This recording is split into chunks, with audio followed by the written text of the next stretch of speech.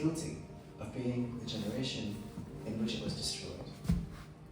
The vessels that are being created here in our time by the Temple Institute are for use in the Holy Temple. And this in itself is the first stage of the rebuilding of the Holy Temple on Mount Moriah in Jerusalem. And the Holy Temple is the most unique place on earth.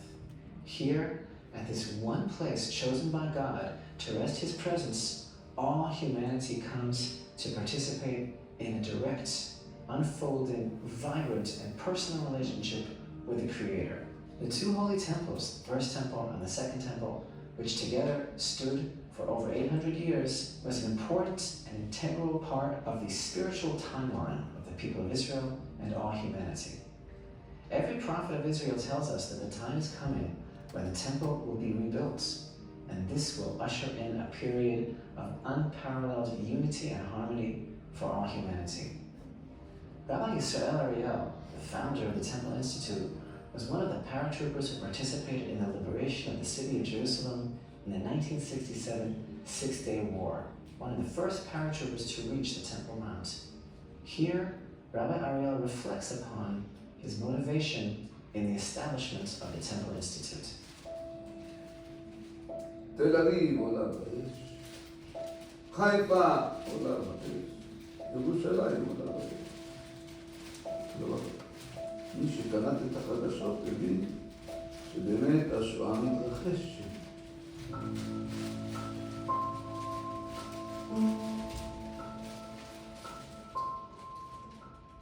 באמת נפתחה הפגזה על העיר העתיקה. מטוסים חטפו, היה הרבה אש, עשן. ומקום העמדה שאני עמדתי, ראיתי את כל הר הבית. אחרי 2000 שנה זה מתרחש מול העיניים. באמת לא עברו כמה דקות, אני פתאום רואה את הראש כמעט עשה לדגל ישראל. מתנפף. ממש ימות המשיח. הנה, אז אולי בכל זאת אנחנו לא במצב של שואה חלילה, אלא של ישועה.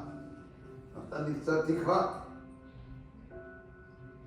רגע הקליטה של כל הרשמים, של כל האירועים, ממש על פתח קודש הקודשים. כמובן, במלחמה שאתה אומר ליד מקום קדוש כזה, כל חשמל, מרגיש חשמל בנשמה. מה המשמעות שהגענו אחרי 2000 שנה למקום הזה? אבל את התחושה הבלתי אמצעית שחזרנו בשביל לבנות, זה היה פשוט. נולד מכון המקדש, ההתחלה, מפורש, התחושה הבלתי אמצעית, שזהו זה, הסטארטר נדלק שם. And so the Temple Institute was born. Thus far, the Institute has created tens of sacred vessels for use in the divine service of the Holy Temple, including the most central vessel used in the daily service of the Holy Temple, the golden 7-branch candelabra, the menorah. Let's take a behind-the-scenes look at the construction of the Temple menorah and its installation in its current location overlooking the Temple Mount.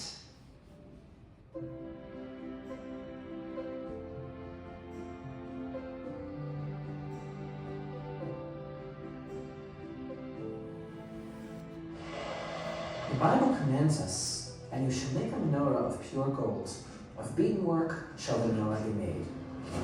To meet this daunting challenge, the Temple Institute, after many months of intensive research, assembled a team of artisans and craftsmen, engineering experts and scientists, to recreate the golden menorah fit for use in the Holy Temple.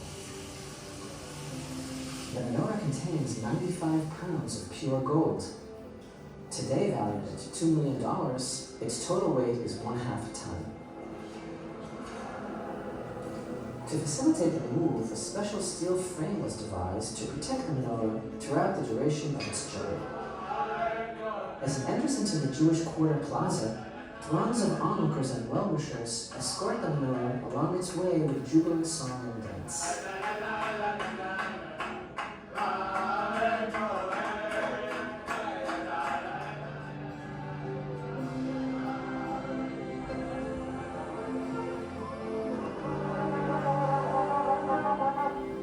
For 2,000 years, the Jewish people have become accustomed to the scene depicted on the Arch of Titus, a notorious symbol of Jewish exile.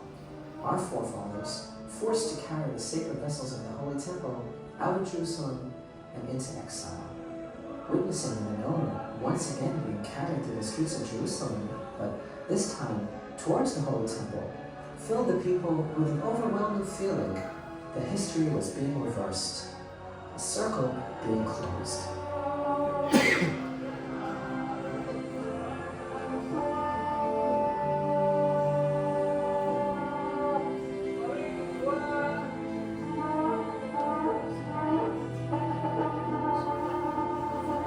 The dream of the Jewish people is on its way towards realization. That dream is, of course, the goal of our purpose to be a vessel, a vehicle like the vessel in the menorah that brings the light of the Holy Blessed into the world. Today, more and more people in Israel are awakening to the importance of the rebuilding of the Holy Temple, and the anticipation is palpable. We took to the streets of Jerusalem to measure the pulse of the people.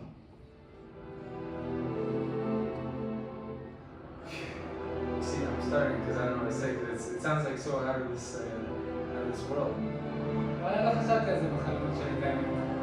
Constantly to believe that it will bring harmony, some tranquility in the world, some peace.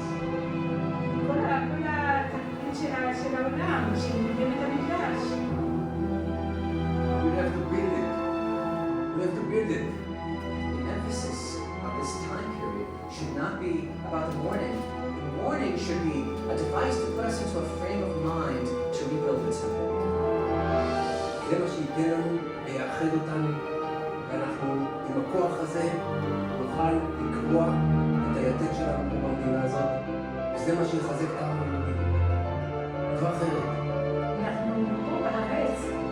אנחנו פה בארץ, אחרי 2,000 שנה של גלות, אז כמובן אנחנו לא כל כך רחוקים.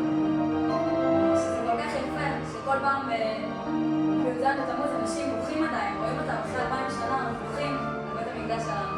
זה מרכז העולם, לא רק ליהודים, זה לכל הגויים מסביב גם. We are the messengers of Hashem to bring the good. אהבת חינם תמיד לגאולה. This is the place, this is the heart of the world, this is the apple of God's eyes, this will all begin. בסופו של דבר, מגיעים להשראת שכינה בעם ישראל, השראת שכינה בבית המקדש, במקום הר הבית.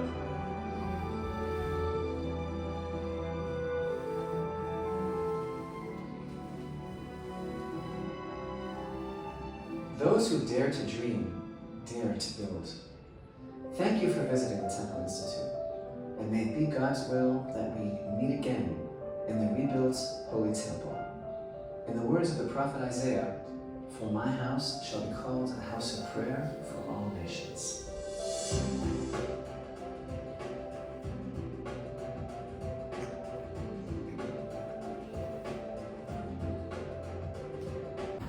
The ordinary Kohen wears a tunic of checkerboard fashion, pants, a belt, and a hat. These 4 garments are made from 6-ply threads of white linen. The belt is also to be embroidered with wool. The blending of wool and linen in one garment is known as shatnez and is forbidden by the Torah.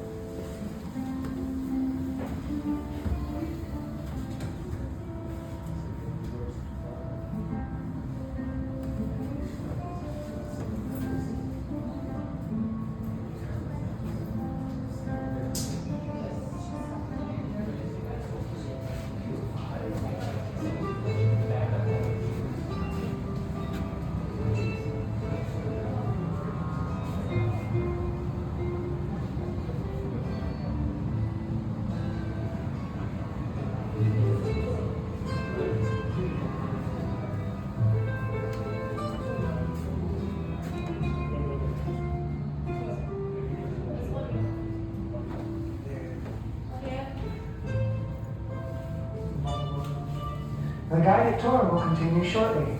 Please continue to explore.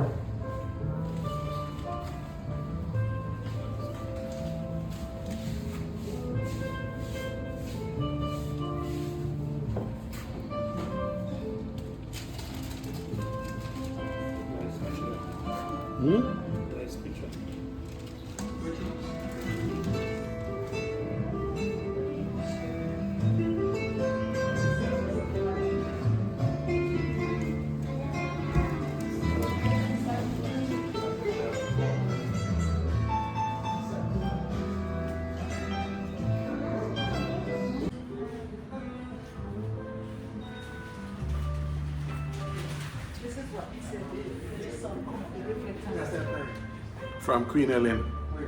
The guided tour will resume shortly. Into this chamber, the holiest spot in the world, only one man stepped once a year. Picture number 34. The high priest on the Day of Atonement. Actually, over the course of the Day of Atonement, Yom Kippur, the Kohen Gadol entered into the Holy of Holies 4 times. The first time he entered was to offer the incense, as is depicted in the painting at right by the exit. The high priest would place the incense on top of the foundation stone, which is the foundation of creation. Display number 35. In the first holy temple, within the Holy of Holies, atop the stone, the Ark of the Covenant and the cherubim was located. Into the Ark were placed the second tablets of the law and the broken pieces of the first.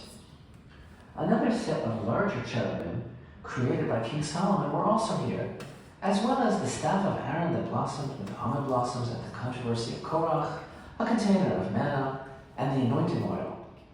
When King Solomon built the first temple, he saw with divine inspiration that it would ultimately be destroyed. Thus,